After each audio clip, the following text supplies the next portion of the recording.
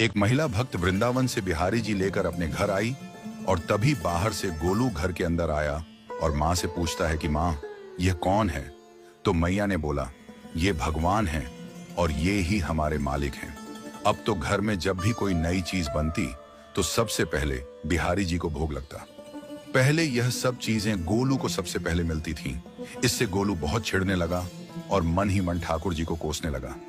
एक दिन गोलू की माँ काम पर जाते समय बोली, गोलू, यमुना जी से मटके में जल भरकर लाना।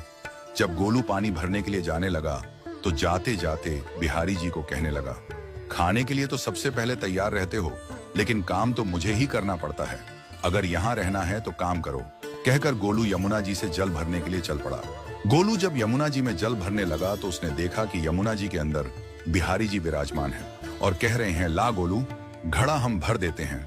गोलू उनको देखकर हैरान हो गया और बोला, नहीं नहीं, मैं अपने आप भर लूंगा। लेकिन ठाकुर जी ने उसके हाथ से घड़ा ले लिया और भरकर घर ले आए।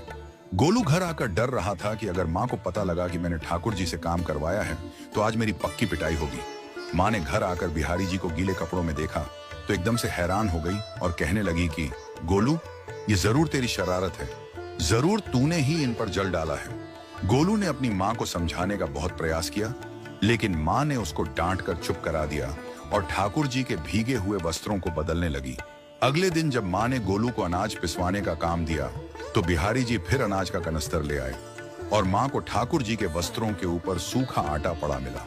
तो माँ ने फिर गोलू को डांटा कि तुझे पता नहीं कि ये हमारे भगवान हैं और तू भगवान के साथ शरारत करता है। आज तूने फिर इनके ऊपर आटा फेंका है। तो गोलू शपथ लेकर कहने लगा, नहीं माँ, मैंने कोई शरारत नहीं करी है। ये तो मेरे हाथ से गेहूं का कनस्तर लेकर खुद पिसवा कर आए हैं। गोलू की माँ आज बहुत गुस्सा हुई। अगले दिन फिर माँ बोली, बेटा गोलू, आज तुम्हारे बाबा बाहर गांव से वापस लौट आएंगे। बस आज का ही काम है, तुम जंगल से थोड़ी लकड़ियां ले आना। गोलू फिर डर गया, कहीं ठाकुर जी फिर मेरे पीछे ना आ जाएं। गोलू ने माँ को बोला कि मैं चला तो जाऊंगा, लेकिन बिहारी जी को समझा लो, वो मेरे पीछे ना आए। उसकी माँ हंसकर बोली, हाँ हाँ समझा दूंगी, तुम जाओ तो सही। गोलू जल्दी जल्दी लकड़ियां लेने जंगल में चला गया और माँ काम पर चली गई।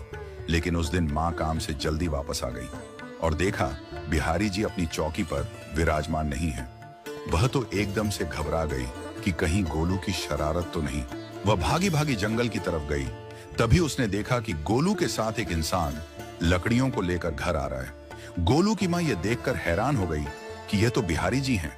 ये क्या हमारे भगवान हमारा काम कर रहे हैं? इसका अर्थ गोलू ठीक कह रहा था। वह जल्दी जल्दी भागकर ठाकुर जी के पास गई और लकड़ियां उनके हाथ से लेते हुए उनके चरणों में गिरकर रोती हुई बोली, हे बिहारी जी, ये आप क्या कर रहे हो? मुंह गरीब का काम क्यों कर रहे हो?